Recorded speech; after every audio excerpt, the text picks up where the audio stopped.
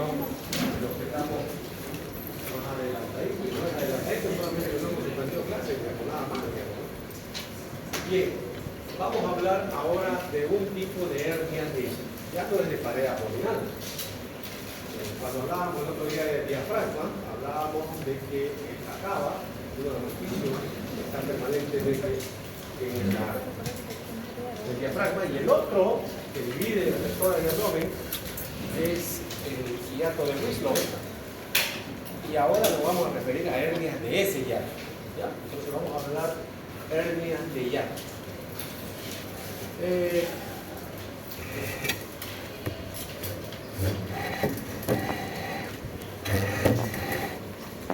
Igual que en los otros tipos de hernias que hemos estado hablando, hay un pasaje del contenido abdominal que requiere una característica.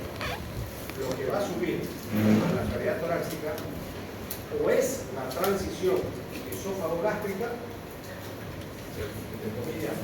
el esfínter esofágico inferior, o parte del estómago, ¿ya?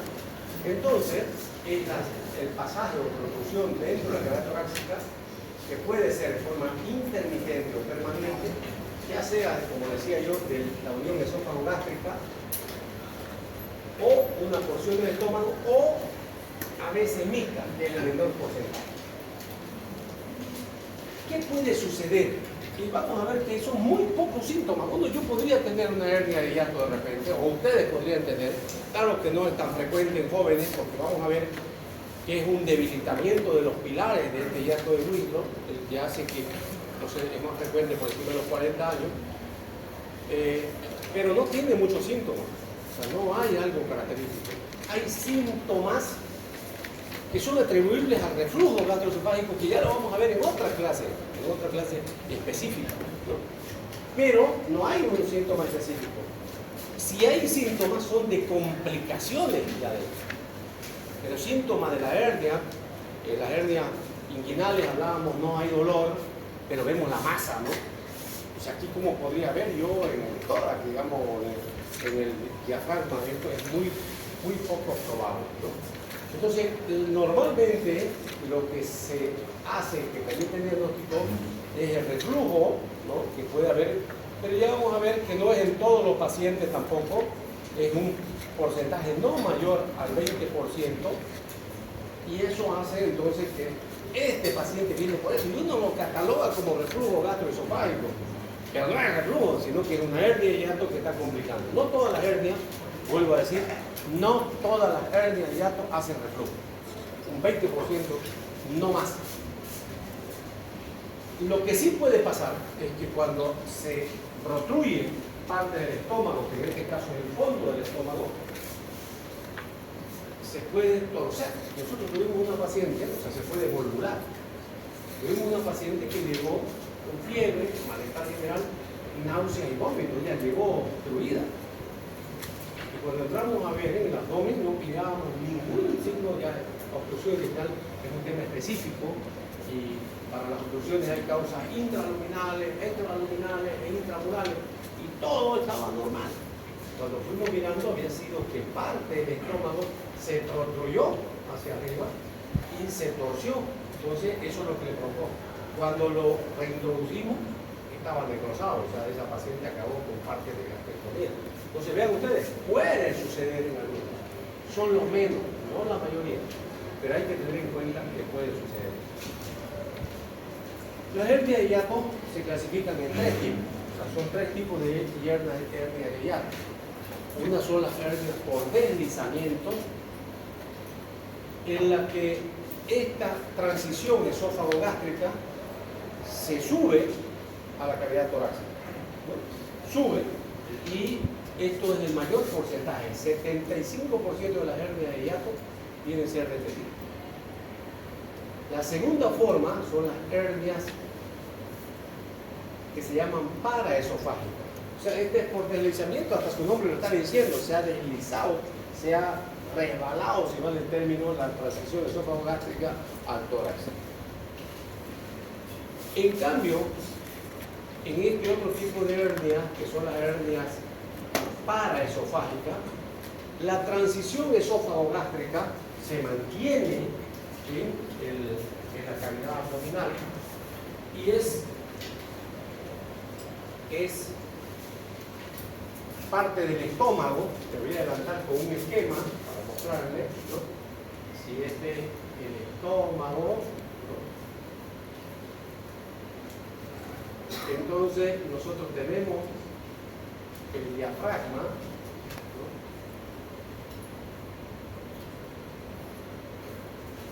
Esto sería algo más o menos normal, ¿no? Una hernia por deslizamiento, esta transición se viene aquí. Entonces es una hernia por deslizamiento. O sea, se ha subido la transición esófago-gástrica hacia acá. En cambio, en la paraesofágica, la transición sigue acá. Este hiato se hace más grande, más ancho, y parte del estómago se mete ahí. Entonces, esta es una paraesofágica, porque está yendo paralela al esófago. Esta se puede volver.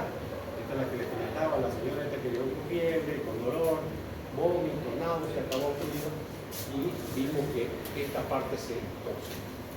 Y la tercera, esto viene a ser un 20%, y las mixtas es a veces aquella que en menor porcentaje, esta transición se sube arriba, y también parte del estómago sube hacia arriba, ¿no?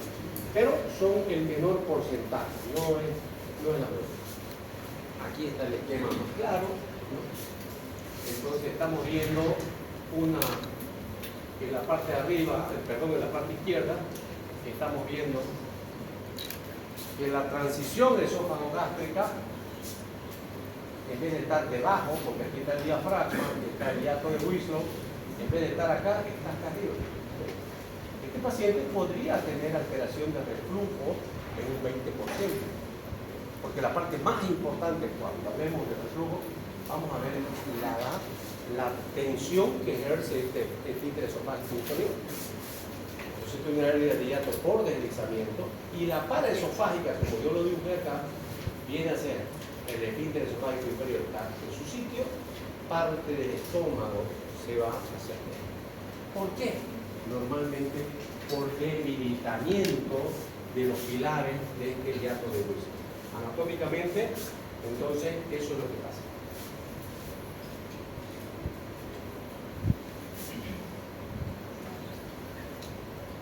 ¿Cómo se mantiene? A ver, ¿cómo es que esto está normalmente en su sitio?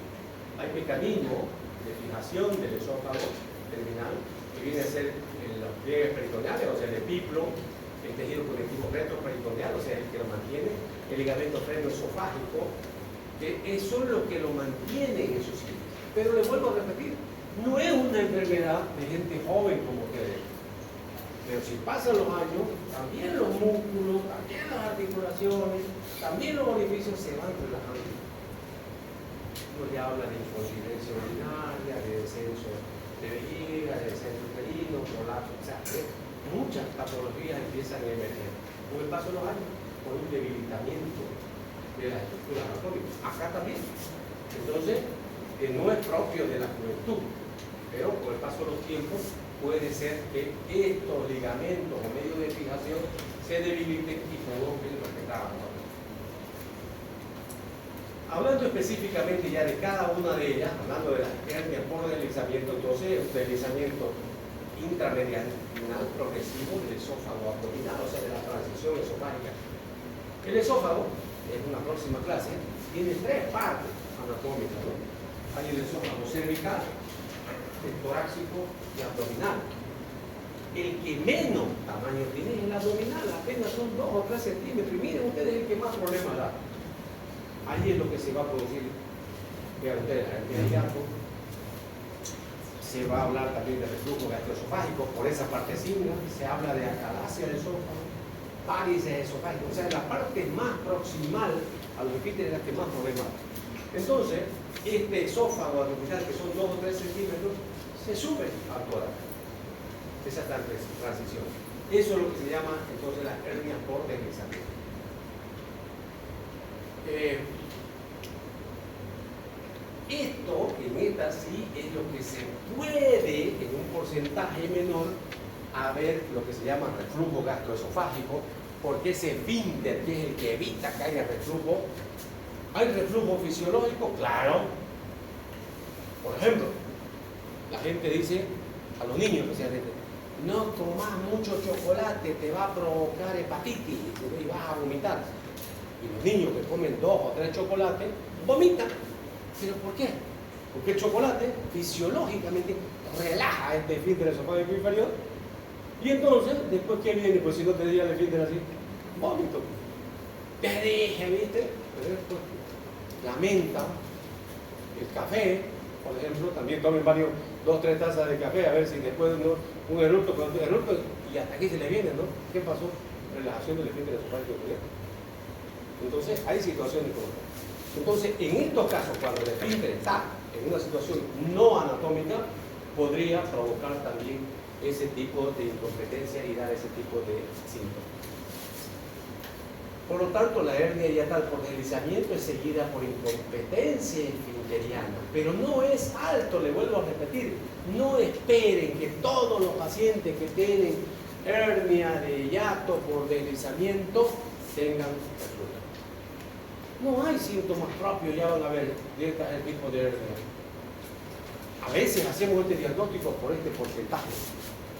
Claro, tiene reflujo, provoca dolor, esofagitis, dispepsia, y entonces se pide una endoscopía o otro estudio y recién diagnosticar. Claro, es un reflujo, pero provocado porque está con una hernia de hiato por deslizamiento.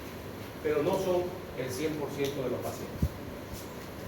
El tono del esfínter puede parecer normal, pero puede detectarse, o sea, en realidad, cuando hablemos específicamente de reflujo gastroesofágico, vamos a ver que la fisiología, para que no tengamos, por eso hay que vean ustedes, nos enseñan aquí primero anatomía, ¿no?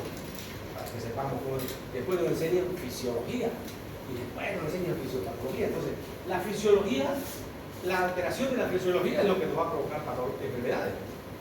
Entonces, la fisiología esofágica habla que el vaciamiento esofágico, para que no tengamos reflujo, viene a ser la motilidad, ¿no?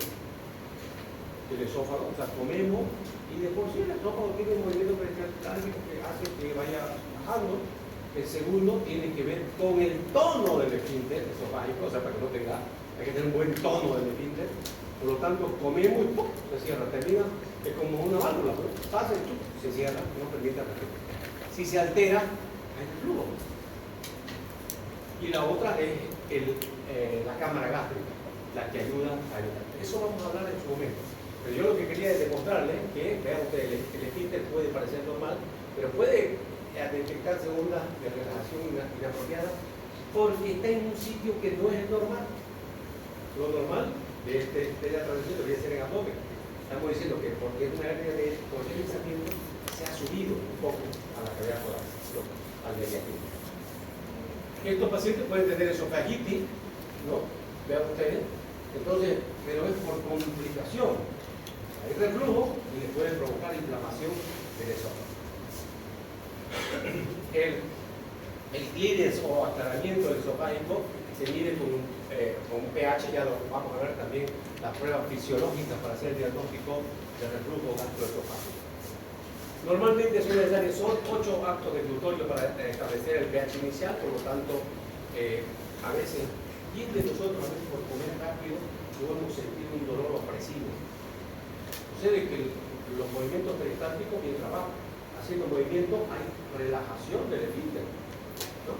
Pero a veces cuando uno no mastica, no hace el proceso normal, empieza a deglutir, hace espasmo. Y uno siente que se quiere, claro, un joven no piensa en el parto, me pasa a mí y lo voy a pensar que es un parto, ¿no? Pero es un dolor de muerte, ¿no? Siento una sensación, pero es porque existe pues de dolor fisiológico que deberíamos permitir que vayan pasando. La reducción de la defensa de la mucosa esofágica probablemente contribuye a un factor facilitador para el desarrollo de estas esofagitis por reflujo. Por lo tanto, vuelvo a repetir, vamos a hablar más profundamente de estas complicaciones cuando hablemos de reflujo gastroesofágico. Solamente estamos refiriéndonos que hay un 20% de estos pacientes que pueden acabar. Y ojo, el reflujo provoca esofagitis, la esofagitis te puede provocar esófago de Barrett y podrías acabar en cáncer. Claro, pero eso es más frecuente en el paciente que tiene alteración del esfínter. Aquí estamos diciendo que una parte de estos pacientes pueden acabar en ese problema. En cambio, las hernias paraesofágicas, a diferencia de las hernias por deslizamiento, aquí, si las otras hemos dicho que hay aumento, aquí claro se nota mucho más el aumento del diámetro de ese hiato de Wilson. O sea, hay una complacencia mayor porque parte del estómago, o sea, está el esófago acá y parte del estómago paralelo a él se asciende hacia el tórax. Entonces acá es mucho más claro el tamaño que está ampliado de este orificio hiatal, ¿no? Hay una mayor laxitud de esos ligamentos que estábamos hablando. Por lo tanto, les vuelvo a repetir, esa señora que yo les comentaba era señora obesa, tenía más de 60 años, entonces hay factores que te están condicionando, ¿verdad? Aumento de la presión, más años que significa debilidad, entonces tiene mucho que ver en este tipo de cosas, ¿no? Por lo tanto, esto va a permitir que se protruya parte del estómago al mediastino, que puede provocar, si yo les preguntase en un examen, podría ser, ¿qué complicaciones puede tener un paciente que tiene hernia de hiato por deslizamiento? ¿Qué complicaciones hemos dicho? Reflujo. ¿El reflujo qué se puede provocar? Entonces está claro. En cambio, si digo, ¿qué complicaciones podría tener un paciente que tiene hernia de hiato por paraesofágica? Estrangulación, vólvulo, porque se ha pasado parte del estómago. ¿Hay posibilidad de reflujo? No, porque el esfínter está en su sitio. O sea, ese paciente casi no hace reflujo. Se puede complicar de otra manera, ¿no? Esta es la anatomía, una imagen muy bonita de lados. Aquí estamos viendo anatomía normal, estamos diciendo el esófago cervical, torácico, 2 o 3 centímetros de esófago abdominal. En las hernias por deslizamiento, esta parte se sube al tórax, está el diafragma, entonces esto se sube al tórax. En las hernias paraesofágicas, esto queda aquí, pero esto está muy ancho. Entonces, parte del estómago se viene. ¿Qué está pasando? Hay un debilitamiento de estos ligamentos de fijación. Claro, en los esquemas uno lo ve bonito, ¿no? No ves ninguna adherencia, no ves nada. Pero todo tiene ligamento, pero en la realidad, ¿no? O sea, aquí hay ligamento de sostén que lo mantiene. El debilitamiento de esto hace que por diferencia de presión negativa de toda, presión positiva, aumento del espacio, tienden a ascender. Aquí está mucho más claro. Aquí están viendo los pilares. Este es el hiato de Wilson, por aquí a través de esto, a través del esófago. Entonces, para que se produzca esto, tiene que haber un ensanchamiento. Se separa esto. Entonces, ya les decía, por la diferencia de presión, de abajo hacia arriba. Por lo tanto, ya también tiene que, en medicina, conocer qué te provoca el problema, tenés cómo solucionar el problema. Si estamos diciendo que aquí hay una tipicidad de estos pilares, ¿qué es lo que significa? Hay que cerrar por los pilares. Entonces el tratamiento va a consistir, ¿ves? Ya no estamos adelantando en 100 días, ¿no? Por eso estamos hablando de 100 días, en el cierre de esto, o sea, volverlo a lo normal, estos dos pilares. Se complementa con otras técnicas que es la técnica del reflujo, obviamente. ¿Cuál es la sintomatología? La mayoría de las veces son asintomáticas. Por deslizamiento son asintomáticas, no tienen síntomas. Claro, pero hay hay un porcentaje que hemos dicho que sí se altera el esfínter. Si se altera el esfínter, obviamente vamos a tener síntomas típicos del reflujo gástrico. Por lo tanto, los otros pacientes pueden tener cualquier tipo de cosas, no sé, se me hincha, no puedo explicar, o sea, malestar, no es específico. así como una dispepsia. ¿Y la dispepsia con qué la tratan? Con un heno, con un digestal, con un lumbre, una cosa de esa, pero no, en cambio, ese 20% que tiene reflujo, ya va a tener esto, regurgitación, pirosis, el dolor retroesternal, entonces ya es otro tipo de situación. Otra vez para que no se olviden del concepto, para que vayan fijando lo que en su mente, ¿no?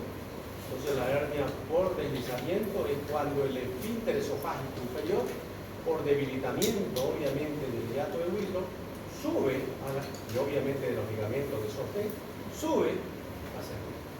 Esa presencia de este esfínter ya no está en la cavidad abdominal donde es su sitio habitual, hace que pueda alterar la continencia, la competencia de ese esfínter y podría provocar reflujo gastroesofágico. Porque esto todavía es parte de estómago, ¿no? Porque ahí estaba la transición, ¿no? Ha subido la transición por parte del estómago. Entonces, en cambio, en la hernia paraesofágica, este esfínter esofágico se mantiene en abdomen. Y como está muy ancho, mucho más ancho que en este otro caso, estos pilares se han relajado mucho, entonces permite que pase. Este puede provocar como complicación reflujo, esofagitis. Este puede provocar volvulación, estrangulamiento. Si está ahí nomás y no se ha estrangulado, ¿tendrá alguna molestia? En absoluto, nada. No te vas a dar cuenta. Nada. En la complicación ya te duele. Casi como la hernia, decíamos, la hernia no duele. ¿Cuándo duele? Cuando se estrangula. Aquí pasa lo mismo. Una hernia fuera del sitio y ya está. Si se estrangula o se volvula, ahí ya puede dar problema.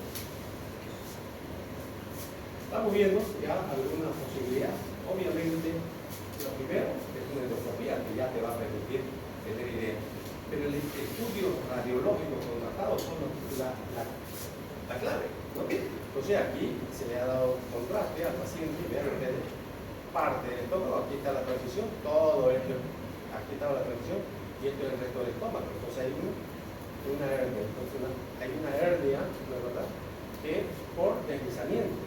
Aquí está el esquema, pero si le das de tomar varios al paciente para hacer un estudio contrastado, están viendo que esto sería el diafragma y esta parte es la que están viendo acá. ¿No? Eso es un estudio contrastado. Primero poder pedir endoscopía, obvio, la endoscopía porque el endoscopista conoce la diferencia en la transición esófago-gástrica. Y cuando él al meter el endoscopio vea que la transición está muy cerca, se va a dar cuenta de que es una hernia ya. Para eso va a complementar con esto. Entonces, decíamos, en ese 20%, ojo, esta es una pregunta importante, no todos los pacientes que tienen hernia hacen reflujo. Los que tengan reflujo pueden tener, ¿no? O sea, el reflujo gastroesofágico puede ser el origen de la mayoría de los síntomas. Pero no significa que cuando haces el diagnóstico de reflujo no estás diciendo hernia. Si yo hago diagnóstico, seguro que yo voy a decir que es reflujo gastroesofágico. ¿Cómo me voy a dar cuenta que es por una hernia de hiato? Cuando le haga los otros estudios contrastados. Entonces, acá, obviamente, se va a manifestar por pirosis, ¿no? Especialmente cuando come mucho, aumento de la presión intraabdominal, regurgitación.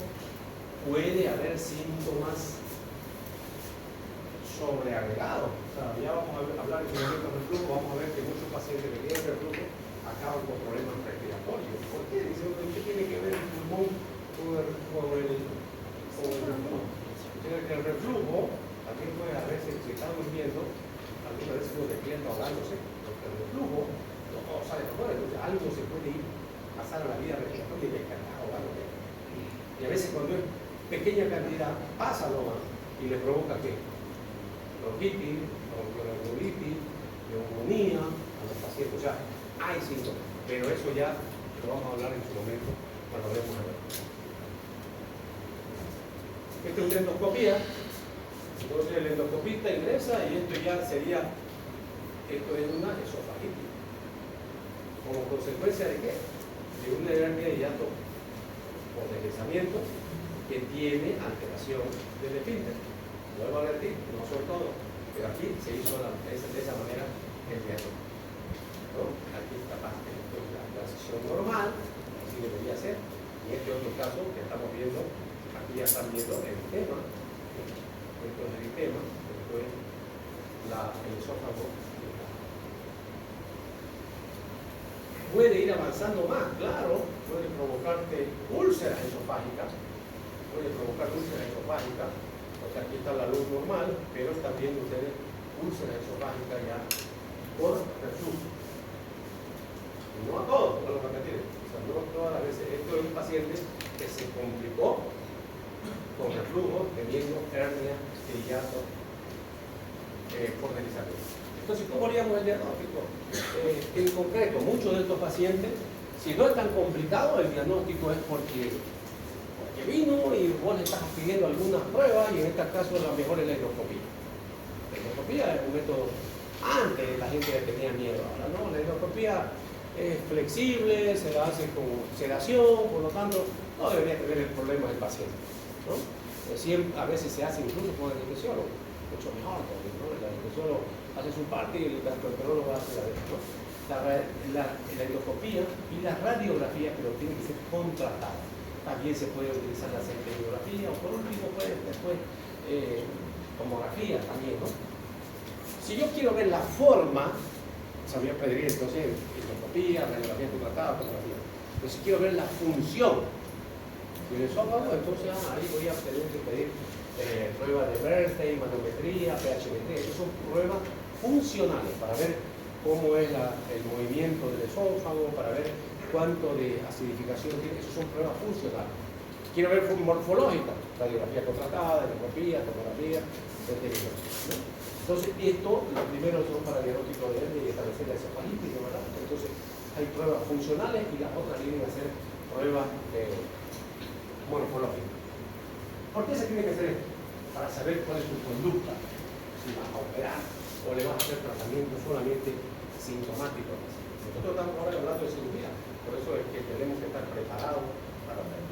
En la endoscopía, en los pacientes que hacen reflujo, esto también lo vamos a hablar en reflujo, entonces de los pacientes que hacen reflujo, macroscópicamente vos podés verlo, clasificarlo en 4 estadios. Estadio 1 son lesiones pequeñas, cosas como las que vimos en ese paciente. Estadio 2 son lesiones más intensas, a veces cubiertas por depósito de fibrina. En el estadio 3 hay esofagitis exudativa.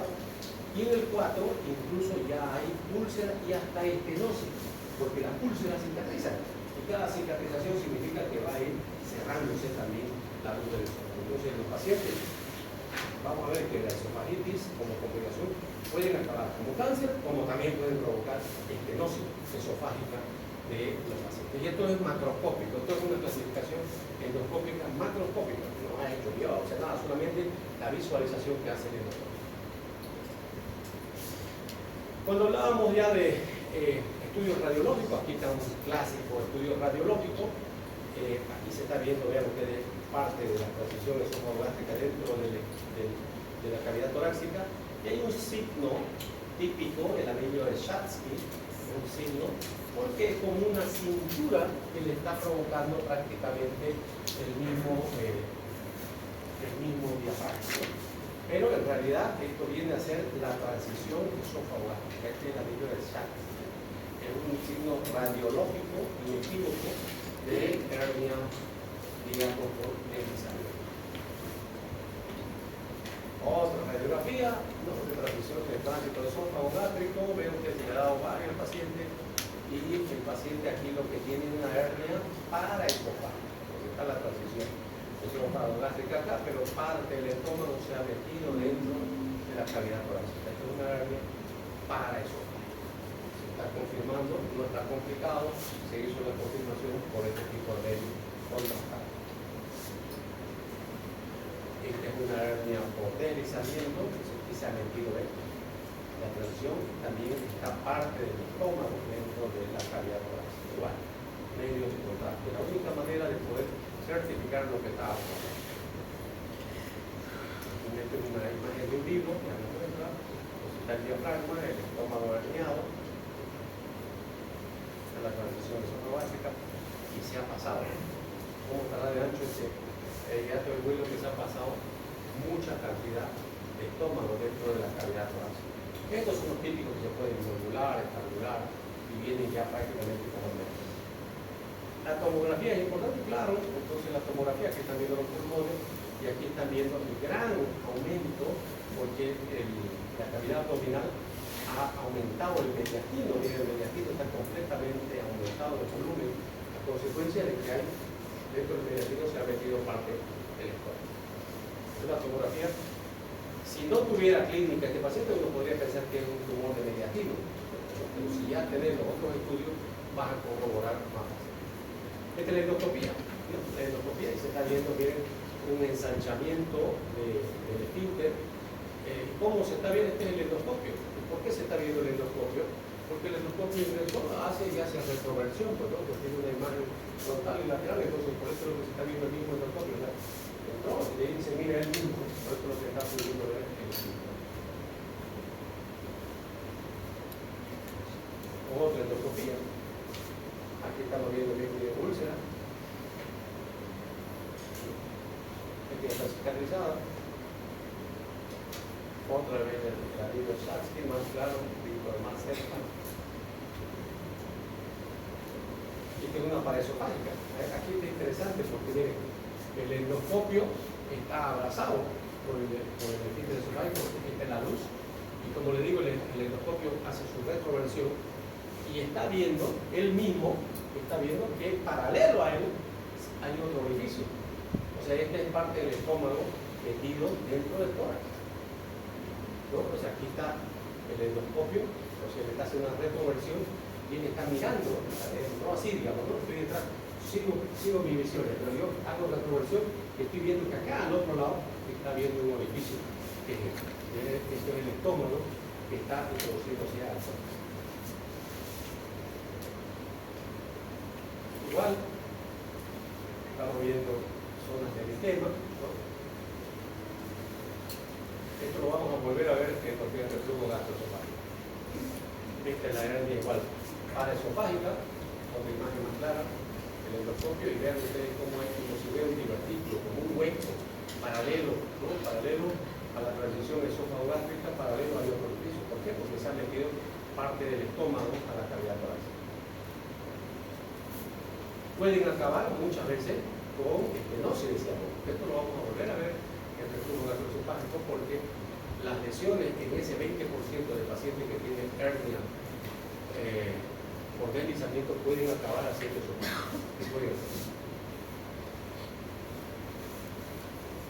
Estamos viendo el aumento del esfínter esofágico.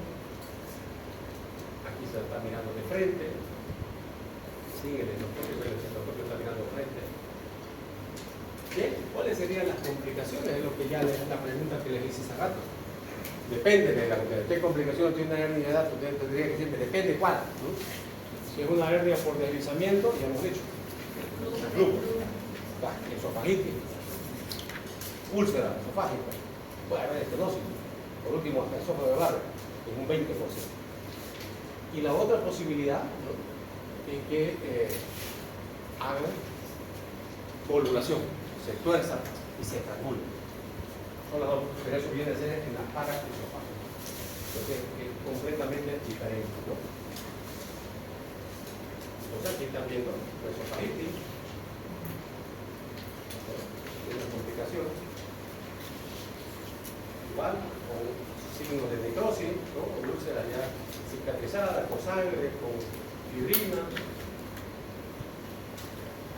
Puede acabar en un cáncer. El esófago de Barrett es una plasia celular a consecuencia de que el esófago no está preparado para recibir tanto ácido, es un epitelio de transición. Pero si se fluye ácido en el estómago, se está preparado, entonces se quema y eso puede provocar a la larga esófago de Barrett. Y el esófago de Barrett es la lesión pre-neoplásica, pre-cáncer. Hablar del esófago de Barrett ya se está induciendo en que hay la posibilidad de cáncer de esófago. Ahí estamos viendo el esófago de Barrett, ¿no? Y que puede acabar haciendo un adenocarcinoma esofágico. Miren, por un reflujo, por una hernia ya, podría acabar teniendo toda esta patología. El tratamiento, Si haces un diagnóstico casual, pues es medidas higiénico-dietéticas, ¿no? O sea, enseñarle que no coma, qué sé yo, de noche, que coma en menor cantidad, que tiene que bajar de peso, así, medidas higiénico-dietéticas, ¿no? Pero si no se da eso, obviamente muchos de estos pacientes pueden. Ya vamos a ver que el 70-80% de los pacientes con reflujo, con medidas higiénico-dietéticas, mejoran. Si no, si está sin frío. ¿Qué tenés que cuidar? Que no haga esófago de barrio, que no haga esofagolitis, nada más. Si no hace eso, si no quiero operar, no lo opere. Pero si ya hay esofagitis, ojo, ya no estés buscando dar tratamiento médico, pensar en tratamiento quirúrgico.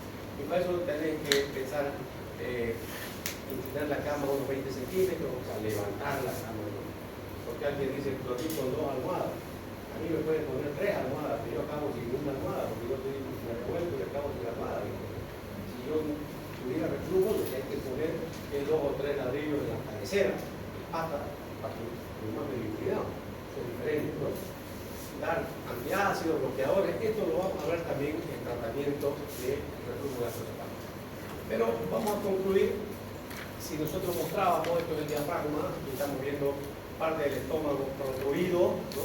El estómago estaba metido dentro de una imagen laparoscópica, no está muy clara, ahorita vamos a ver en otro esquema. Y entonces lo que se está haciendo es identificar el esófago, descender el esófago y reintroducir el estómago a la cavidad abdominal. Para que vamos a lo que yo les mostraba en la anatomía, y esto más o menos en este esquema, esta es imagen real, ¿no? Pero este es el esquema de lo que se está haciendo. Entonces el esófago estaba metido con el estómago, se lo tracciona hacia la cavidad abdominal, por lo tanto también el estómago, y vean ustedes, estamos viendo el gran espacio. El tratamiento va a significar dar puntos del pilar derecho al izquierdo para que no cierre. Pero sucede como hay presión aumentada, a veces a pesar de los puntos que ha hecho, sigue habiendo el problema, o sea, se sigue deslizando. Entonces, lo que se plantea es, además de cerrar esto, hacer una técnica antirreflujo. Entonces, poner, si vale una arandela. ¿Saben yo que cuando uno está metiendo un tornillo, ¿no? Y a veces el tornillo hasta la cabeza se entra nomás a la madera, especialmente, ¿no? Entonces, ¿qué se hace para que no se ponga un tornillo? Y entonces el tope va a ser tu tornillo, ¿no? Acá se hace lo mismo. Se cierra esto, el estómago, que es el fondo, se le atraviesa por detrás del estómago, del esófago, perdón, y se hace punto. Entonces vamos a ver ahorita lo que es, cómo se soluciona este tipo de problema. Se está cerrando, lo que yo les decía, ¿no? Está el orificio, los pilares derecho e izquierdo abierto, entonces se dan puntos sencillos, ya les decía, ustedes ya podrían solucionar esto, ya saben hacer puntos. El problema es cómo hacer un diagnóstico. Entonces, cierra uno de estos, lo cierra el orificio, pero no va a ser la solución definitiva, sino que hay que hacer una técnica. Aquí vean ustedes, esto es una cirugía abierta, así se hacía. Ahora la mayoría de estas se hacen en la laparoscópica, por lo tanto ya no van a poder con el dedo. ¿Cómo se calibra? Esto que está haciendo se llama calibración. Porque de repente lo cerrás tanto también que lo podés provocar estenosis, que no pueda tragar. Eso es lo que está calibrando, ¿no? Está calibrando con el dedo para ver que esté. Pero como ya no, en la laparoscópica, ¿cómo haces? Le metes al revés. Por el esófago le metes un tubo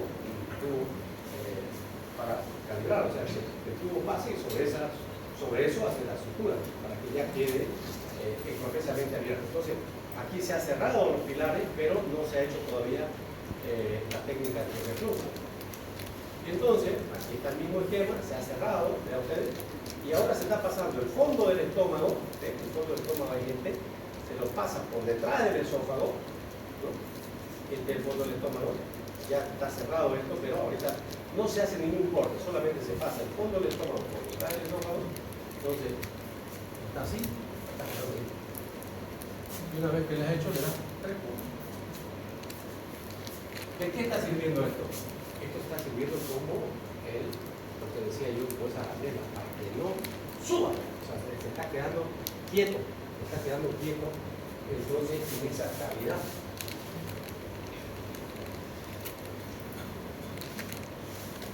¿No? Entonces aquí estamos haciendo lo que ya les decía, cierre, y acaba con la técnica anterior. Con esto el paciente no tiene ya posibilidad de refluir. Sabían ustedes, fue una situación de que había una ampliación de los pilares, pero eso provocó que solamente cerrando los pilares hay la posibilidad de refluir. Con esta técnica más ya definitivamente. Cuando hablemos de reflujo propiamente, lo único que se hace es esto. ¿Por qué? Porque no tiene problema de pilares, es incompetencia del equipo. Entonces la única manera, si está incompetente algo, si no cumple una función, hay que crearle, ¿no?, un nuevo anillo. Esto es como crear un nuevo anillo. ¿Alguna duda? ¿Pregunta? Doctor, ¿puede marcar específicamente dónde hace la sutura? En este dibujo de acá. Claro. A ver, la gente, vamos a aprender la luz y vamos a hacer un mejor ejemplo, ya, para que entendamos mejor.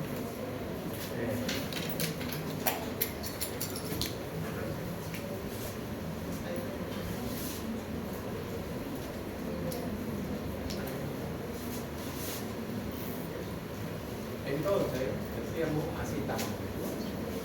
En esta técnica lo que se hace es este fondo del estómago, sin cortar nada, o sea, ni se libera obviamente la curvatura mayor, no tiene su mes, o no. Ya de hecho, bueno, el esquema se ve bonito, ¿no? Pero aquí hay que ir ligando todo, ¿no? Pero una vez que le pisamos esto, lo atravesamos por detrás. Entonces, esto lo vamos a llevar así, lo pasamos acá, es lo que están viendo, y lo hago volver, o sea, entonces pasa así y va a volver acá. Entonces se van a encontrar esto con esto, y entonces se hace punto solamente de serosa del estómago a serosa del estómago. ¿Ya? Y eso se convierte como un anillo. ¿Por qué? Porque el paciente traga, ¿no?, va a tragar, viene aquí los alimentos, todo, genera gases, y como le hemos creado un anillo, entonces va a cerrar. Así funciona. Es un anillo neumático, o sea, hemos creado un nuevo anillo. Pero esto es fundamentalmente, en este caso, es para que no suba de nuevo, porque el problema importante que tenía el paciente es que estaba ancho su artillato de tiempo. Lo suturar, pero existe la posibilidad que se deslice de repente, ¿no? No querés que se mueva. Ya, esa es la otra técnica y no se va a poner. ¿Alguna cosa más?